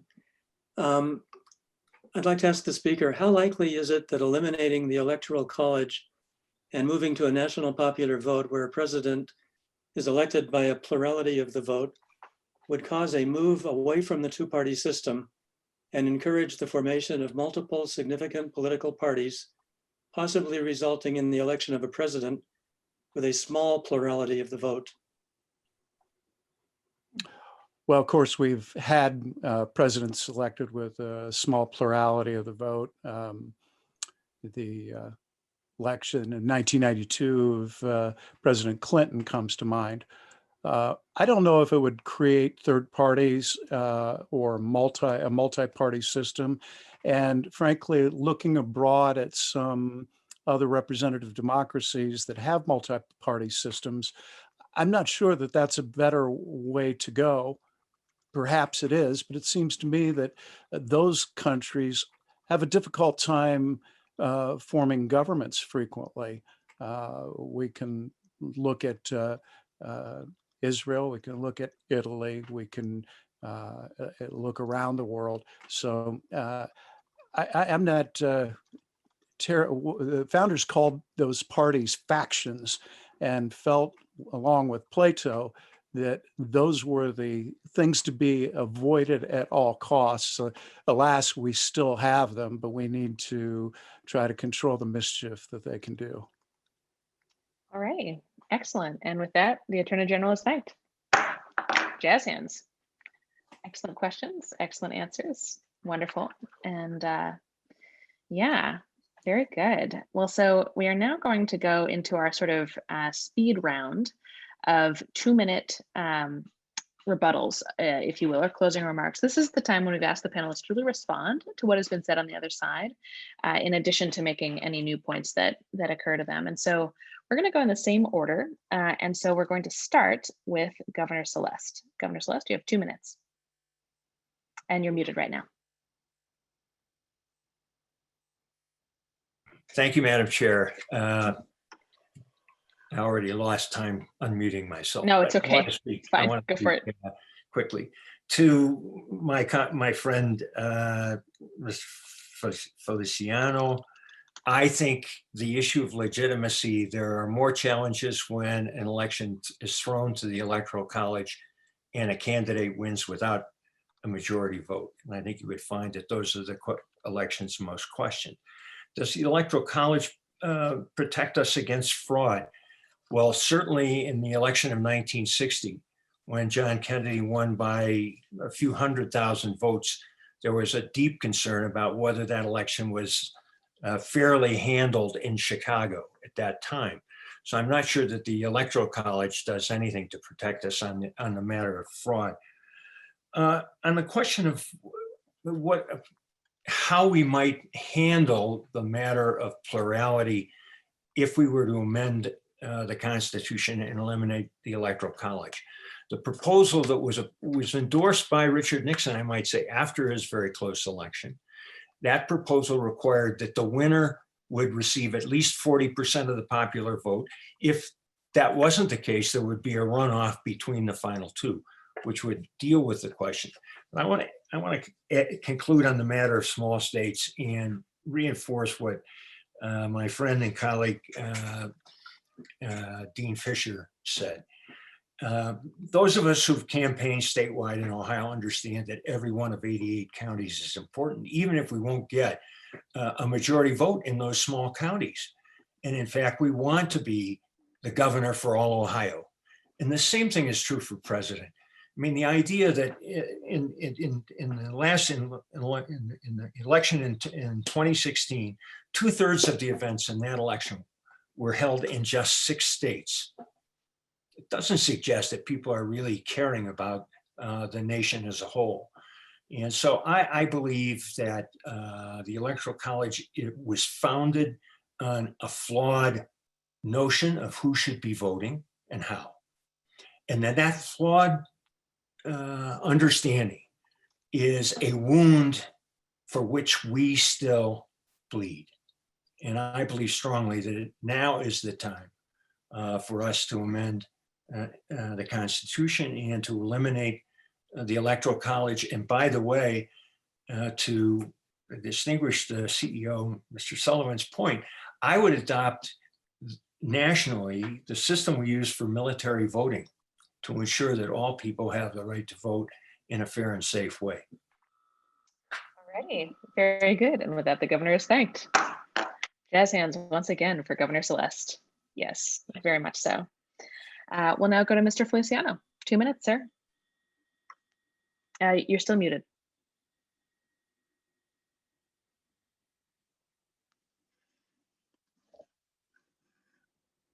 Mute button's always hard to find when you need it. There we go. There you go. Yeah, there's a fundamental misunderstanding of the way that America is organized. America is not a democracy like Athens, Greece, or Rome before Julius Caesar. America is a federal republic where states come together and they agree. And so this whole idea of how the United States was formed was based both on the states and population. So if you change this notion of make it direct voting, here, let me tell you where you're going to spend your time. You know how many people California have? Nearly 40 million. You know how many people Texas have? Nearly 30 million. Florida nearly has 22 million. New York, 20 million. Illinois, 13 million. Pennsylvania, 12 million. And then you get down there to Wyoming, Vermont, DC, Alaska, North Dakota, Delaware, Rhode Island, Montana. You're talking about, in some instances, 1 million, but generally speaking, less than 1 million. So you're running for president, right? And you want to get the votes. Where are you going to go? So what's going to happen is that you're going to shift it and create an entirely different problem, because it's going to be based just strictly on population. And so the folks that designed this thing thought about that problem, and they decided that what they wanted to do was they wanted to give 2 senators and population. And so this structure has gone on now for 230 years plus, and no one really has come up with a better system. And I think there's a risk here that you can throw the baby out with the bathwater. It's been a fairly effective system. It's not perfect, but as Churchill said, how many perfect systems are there? The system is imperfect, but the system has been effective.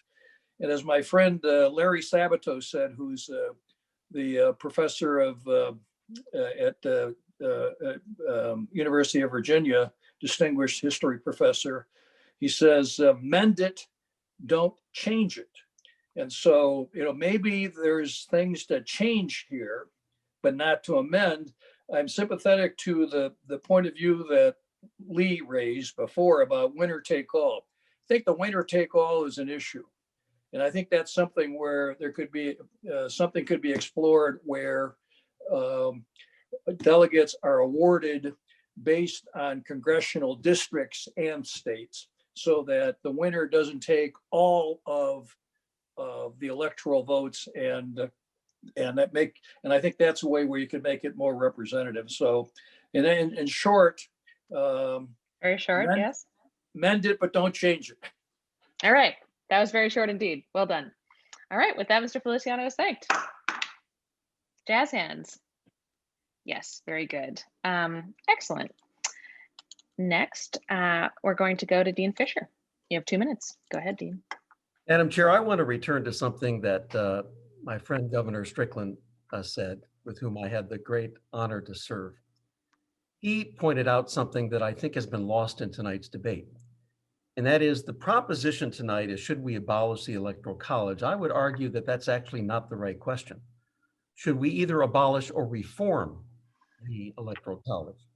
Because as José Feliciano just said, we actually can do this without amending the Constitution.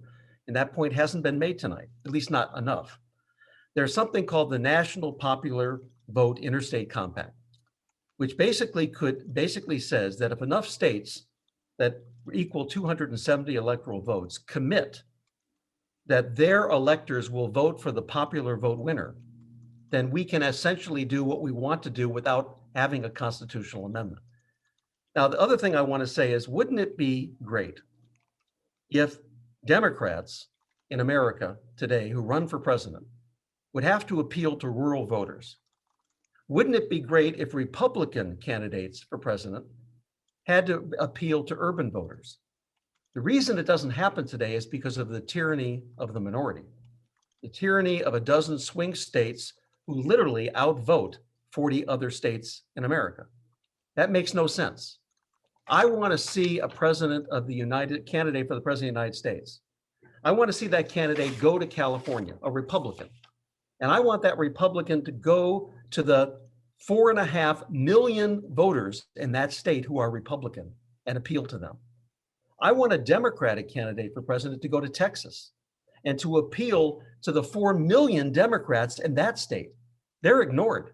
The Democrats in Texas are ignored. The Republicans in California and New York are ignored. That makes no sense. What makes sense is that if we truly want to depolarize this country, then we have to stop treating it as if it is a Lego set of red and blue states. If you take a look at all the counties and how they vote in America, all of a sudden it looks more purple. That's the way we should vote in America, not based on where you live, but based on what you believe. All right, very good. With that, Ms. Dean Fisher is thanked. Jazz hands, you're already getting them. Yes, very good. Thank you. So next we'll go to Senator Jacobson. Senator, 2 minutes. Madam Chair, thank you again for the opportunity to participate in this debate. First to my friend, Lieutenant Governor Fisher, the so-called swing states are microcosms of the country with rural, urban, and suburban areas and all different kinds of employment. I do think if you can appeal to rural voters there, you are appealing, in fact, to rural voters everywhere, and the same goes for urban and suburban. To Governor Celeste, to the chair, and referencing Governor Celeste, I'm a student of history as well, and here's the timeline of the Constitutional Convention. On July 12th, 1787, the 3/5 clause for apportioning representatives and direct taxes was decided upon. 4 days later came the Great Compromise that was proposed by Connecticut's Roger Sherman for equal representation in the Senate and proportional representation in the House. It wasn't until 6 weeks later, the first week of September 1787, that the method for choosing a president was decided. Unfortunately, the new revisionist history falsely links the adoption of the Electoral College with slavery, and they have it exactly backward. First, slavery, the counting of slave states and free states, was decided, including the notorious and deplorable 3/5 clause. That was decided long before. I would similarly note about my colleague, Senator Turner's comment that the election of 1876 had Samuel Tilden, who did receive more votes, because the votes of former slaves in the former slave states were suppressed, often violently, by former slave owners in the KKK. And if Tilden had become president, he not only would have abolished Reconstruction completely, but used the power of the federal government against the former slaves. There is not a good argument to be made that Rutherford Hayes was a worse choice as far as the plight of former slaves went. And finally, one concern that has only been discussed by the prescient questioner, we think of popular vote in terms of one candidate reaching majority, or at least somewhere close to it, but that only works because our electoral college system ensures that a party has to come in first in a state to receive any electoral votes at all. If we eliminate the electoral vote, we will indeed have a multiplicity of parties. More people agree with the Green Party or Libertarian Party's platform than vote for it. Imagine the chaos that would ensue if we had a president who received a small sliver of the popular vote running on a narrow issue or factional appeal, or a president who had to be chosen in a runoff.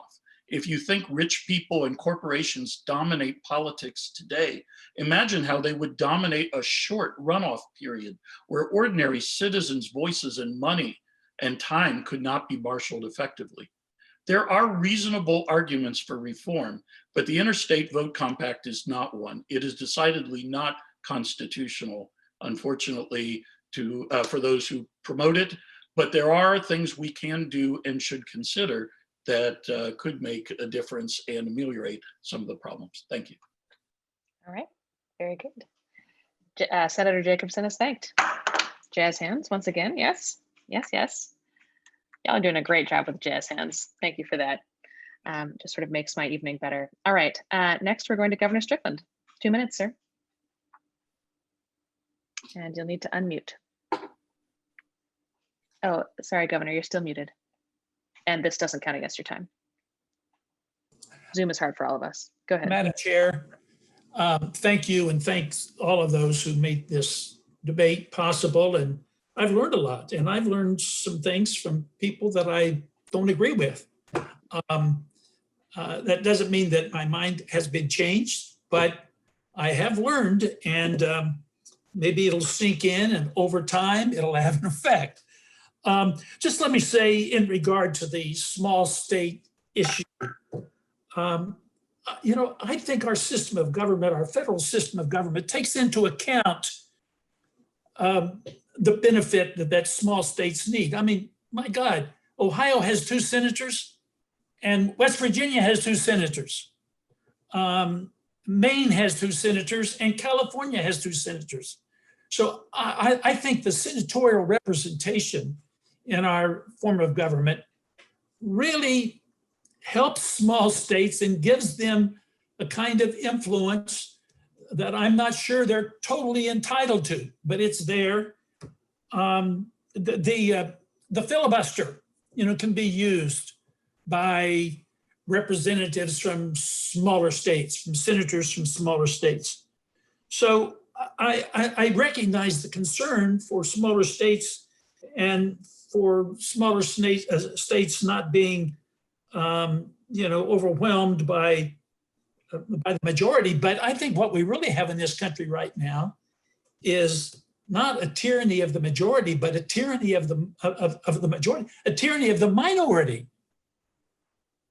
It seems to me that the minority really has an unequal influence over what happens with our government. And getting back to the slavery issue, you know, it may not be the only issue, and with my friend Jeff thinks it's not as important as I do, but it certainly was a factor. And we are at a time in our country where we want to expand the rights of everyone, including, you know, the minority population in this country. And it seems to me like one of the ways to do that would be to get rid of the Electoral College. And just let me say one thing. As of July the 20th, 15 states had adopted the popular vote interstate compact, which represents 73% of the 270 electoral votes needed to elect a president. So this is one way to do it without actually changing the Constitution, because the Constitution gives the states the authority to decide how they allocate their electoral votes. And if enough states agree to this pact, and Jeff said it's unconstitutional, it certainly would be challenged in the courts. I don't know that it would be declared unconstitutional, but that may be one way to deal with this without having to go through the entire process of amending the Constitution. All right, very good. With that, the governor's thanked. Yes, jazz hands. And that was perfectly on time, Governor, by the way. Well done. And so next we're going to go to Mr. Sullivan. Go ahead, 2 minutes. Thank you. Recognizing the time, I want to be brief. I'll just reemphasize that our Constitution is a unique governing document in the history of the world, and we should not take for granted what it has delivered. And one of the most awesome things it's delivered is the peaceful transition of power for 230 years. That is also probably unique in the history of the world. And that by itself is very worthy. The last comment I would like to make is a thank you, April, Madam Chair, to you and for the sponsors of this, because what we are missing in our society is a greater element of civil discourse. And we seem to have a growing lack of assumption of goodwill amongst our fellow citizens. And we need to return to the assumption of goodwill that we all have when we see each other at Walmart or McDonald's or in the street. And that is destroyed by social media. It's destroyed by forces that want to cause this discord. And what you all have helped create here today, I hope can be expanded in other places. Thank you. Well, many jazz hands for that. Thank you so much, Mr. Sullivan. All right, Senator Turner, your 2 Thank minutes. you, Madam Chair, and ditto to what my colleague, Mr. Sullivan, said about you and your leadership of this, and to all of us. I've certainly learned a lot too. The historic roots of the Electoral College is just terrible. There's no way around that. We know that racism and bigotry and white supremacy certainly is in the DNA of this country. Cannot deny it. Just go ahead and read the history. To my colleague, Senator Jacobson, I brought up Samuel Tilden, not the merits of his politics, but to say that he won 51% of the vote, and there was a compromise made. The Electoral College couldn't handle it. It went to the Congress. The Congress made a compromise. And in that compromise, they agreed to dial down Reconstruction. So I'm not going to argue the politics of Tilden. I will say that the way that compromise was done was wrong. And that compromise had a chilling effect on the African-American community for generations, an impact that still haunts my community to this day. The rise of Jim Crow, legalized separation of the races, et cetera, you name it. From 1877 to the 20th century, the Black nadir, which is the low point for African Americans in the United States of America. 2, control mischief. My God, there's a lot of mischief going on in this country by the few. And that is the few powerful corporatist interests that still continue to control our politics to this day, as it did when the framers created this system. And as far as identity politics, where there is a whole lot of identity politics going on today, and it's called the identity of green, the identity of the elites against the poor, the working poor, and the barely middle class from all walks of life. But sisters and brothers, I see promise in this problem. And the promise is that when conscious-minded people come together, when ordinary people put a little extra on their ordinary, extraordinary things can happen. And we can come to an agreement in the United States of America to do what is right, to do what is just, and to do what is good. Our children are looking at us and they are going to question, how did we let racism reign for so long? How did we let sexism reign for so long? And my God, you guys didn't take the chance and the opportunity to rethink the Electoral College and lift up the whole notion of one woman, one man, and one vote. Sisters and brothers, I subscribe that we can actually do something about this in our time and continue to work towards forming a more perfect union. All right. And with that, the senator is thanked. I could listen to you all day. All right. And finally, Attorney General Yost, take us home. So we have a bargain between the large and the small. Now, things have not changed since the days of the founding. We still have small states that could be obliterated in policy considerations by the populace. So if we're going to change the basis of the bargain that brought us together, we have to do it by persuasion, not by force. And I would further, with great respect to my learned friends, Madam Chair, the compact not only will be challenged, I think it will be held unconstitutional, even by some members of the court that might be sympathetic to its political aims, for a very simple reason. You cannot change the rules internally for your state in a way that deprives the smaller states of the protection guaranteed to them by our system. To do that, you need a new bargain, a new basis of a bargain, which requires a constitutional amendment. And I encourage those that would like to see the Electoral College reformed to do so. But I would suggest one last thing. There's no more well-established idea than Baker v. Carr, trees do not vote. One person, one vote is the rule. And I would suggest that if we really want reform, what we ought to do is tell the states that they should not be able to award all their electoral votes on the basis of a winner-take-all system. That is what truly dilutes voting power. And Republican in California, or frankly a Democrat in Texas, is not likely to have much of a place in the public marketplace. Start awarding those electoral college votes like Maine does in part on the basis of congressional districts, and you will see American politics change quickly without upsetting the constitutional balance that has served us for centuries. I will thank everybody, all my colleagues for a wonderful and polite discussion tonight. I have great respect for every single person that has been on this call, and I have a proposal to make as well. April, I understand there may still be another presidential debate. I nominate you to be the moderator. Thank you. I suspect they might be more challenging than this crowd, though. Anyway, with that, Attorney General Yost is thanked. Many jazz hands, yes.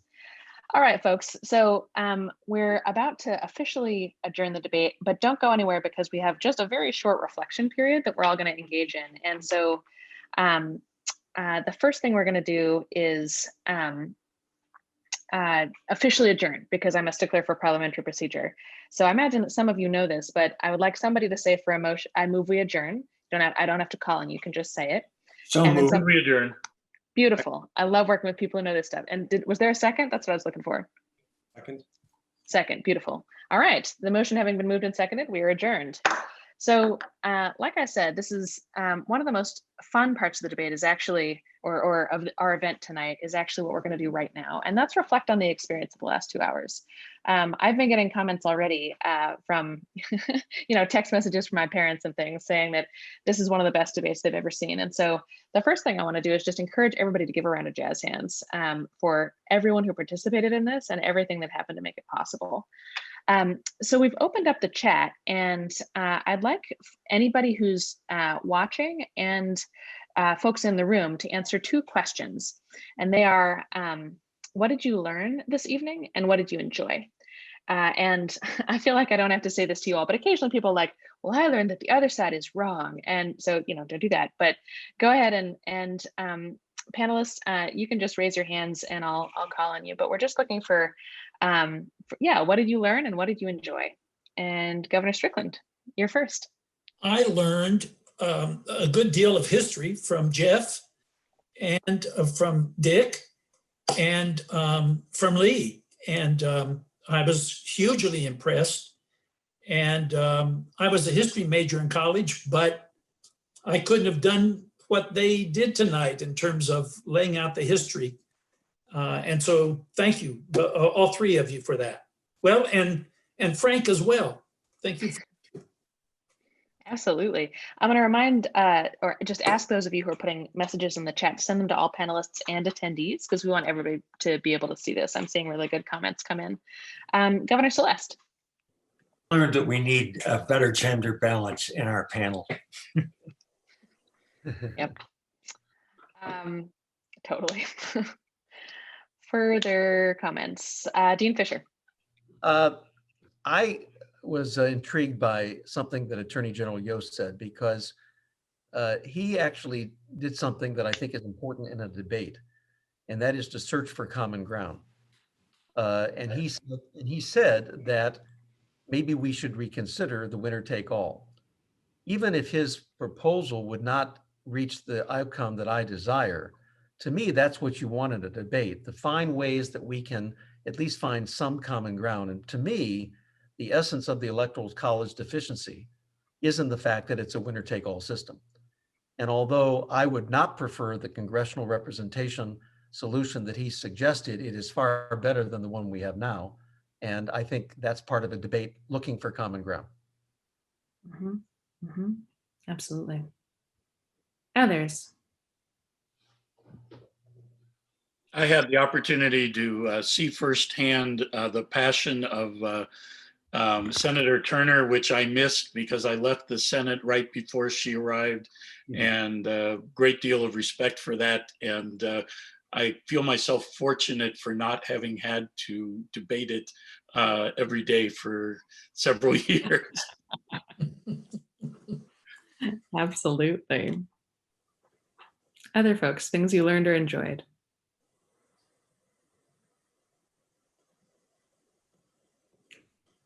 Dan? I just wanted to say that I really appreciate really appreciated and enjoyed the prepared remarks, the extent to which so many of you, who I sort of assumed because you're all such pros,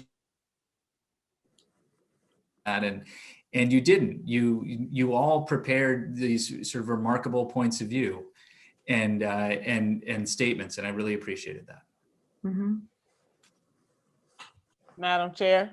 Please. I learned that jazz hands can bring everybody together. That's right. You bet they can. I enjoyed this with all of my colleagues. I too learned a lot, and I mean, just kudos. I wish the presidential debate could be run in such fine fashion that we can disagree without being disagreeable. And I was taking copious notes, so I just want to thank my colleagues on the other side of this debate for keeping us on our toes. And I really enjoyed this, and I miss it so very much. So thank you. This was truly a very good experience. And Senator, maybe in our next life, we're going to do this. That's right. We can have a rematch. Excellent. And Madam Chair, just let me say that the senator is one that I frequently tell that she has a very special gift, and I want to emphasize that tonight. And for the Attorney General, I was really impressed by the thoughtfulness of his remarks. And as Lee Fisher has said, his suggested compromise, something that I'm going to think about.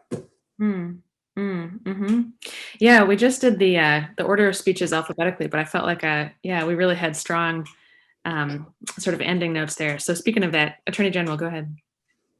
I imagine probably everybody noticed this, but I'd like to, there were no ad hominem attacks tonight by anybody. And I guess the question I want to ask you is to think back in your experience. When was the last time you had sharply divided opinion and able advocates that you witnessed 2 hours worth of discussion, sometimes pretty sharp disagreement, and nobody questioned the other person's motives? Nobody denigrated anyone's point of view, but responded as though they were worthy of being listened to and being responded to. So my hat's off to all of you. I frankly can't remember the last time I've been in a public forum and experienced that level of mutual talk. Stop it. Absolutely. Mr. Attorney General, Dave, I appreciate that comment so very, very much. You cannot imagine. And the reason I initially got involved in Braver Angels, at the end of the day, what Braver Angels is about, and kudos to you, April, for such skill in facilitating this, is to be able to talk civilly with one another rather than about or at one another. To bring those differences to the fore, and there were sharp disagreements in this debate, sharp disagreements. But this is the definition of civility: to talk with one another rather than at or about one another. So I thank all of the panelists for that. Very much so. Absolutely. Governor Celeste, yeah. Madam Chair, I have an answer for the Attorney General, which That's not allowed. Go for it. he is almost old enough to remember. But when you pose that question, for me, it was in 1971. I was a freshman legislator. We had a Democratic governor named Jack Gilligan. The Republicans controlled the House and the Senate. And the governor was insisting on enacting an income tax. And for a period from the 1st of July until the beginning of November, there were a series of interim budgets adopted, but nothing more, because the governor was insisting on an income tax. And that debate was sustained. It was, I would say, fierce, not just tough, fierce, strong feelings on both sides. But in the end, there was a compromise achieved. The bill that was passed was supported by Lloyd George Kearns, the Republican state representative from Marion, Ohio, and chair of the Finance Committee. It was extraordinary. But that was how many years ago? Almost 50 years ago. Wow. Almost 50 years ago. And I believe that the environment in which I have an ongoing conversation with your colleague, the governor of Ohio, current governor of Ohio, and I think he has a much tougher time with the members of his own party in the Ohio legislature in terms of having an honest and sincere discussion of the issues. And that's worrisome, frankly. Yeah. So we'll take one or two more final comments if anybody has one, and then we'll wrap up.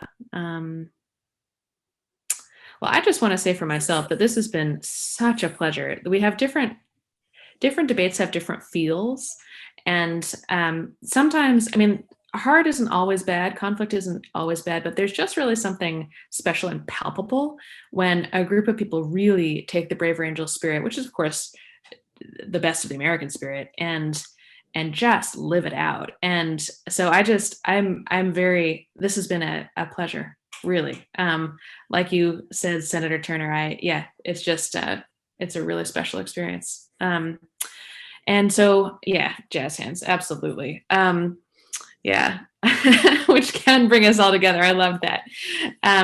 So I just want to, as a final note from me, again, thank Ron Richards and the Cleveland Foundation for believing in us and for making this possible, literally like making it happen and be something that we could do. I think this is really important for our country. So thank you so much for that. And I will pass it over to Dan Moulthrop to go ahead and take us home for tonight. Madam Chair, on behalf of the panelists and on behalf of the participants and all of my colleagues at the City Club, and I imagine your colleagues as well, thank you for an extraordinarily wonderful job. Can we all raise our jazz hands for April? Thank you. And I also want to thank all the panelists, José Feliciano, Senator Jacobson, Frank Sullivan, Attorney General Dave Yost, Governor Celeste, Dean Lee Fisher, Governor Strickland, and Senator Turner. Thank you so much for participating in this. As you can see by the comments in the chat, this is really a model of civility. And I think we really have achieved something really wonderful here tonight. And I want to echo your thanks and your gratitude towards our friends at the Cleveland Foundation, and in particular to Ron Richard. Also, thank you very much, County Executive Armin Budish, for kicking us off. David Blankenhorn, thank you as well for your partnership in all of this. And I just want to note, everybody, as we finish up, when the Electoral College was set up, when it was sort of conceived, it was a compromise to unite the 13 sovereign states. And today we are citizens all of the United States, made closer, brought closer to one another because of this debate and because of jazz hands, to be perfectly frank. So thank all of you for being a part of this. Please, as you're thinking about this tomorrow, and I suspect you will, share it with a colleague, share it with a friend, share it with a family member, and bring this spirit with you through the election, and definitely to whatever Thanksgiving table you are setting up for yourself, because it's desperately needed. Thank you all so much. Have a wonderful, wonderful night.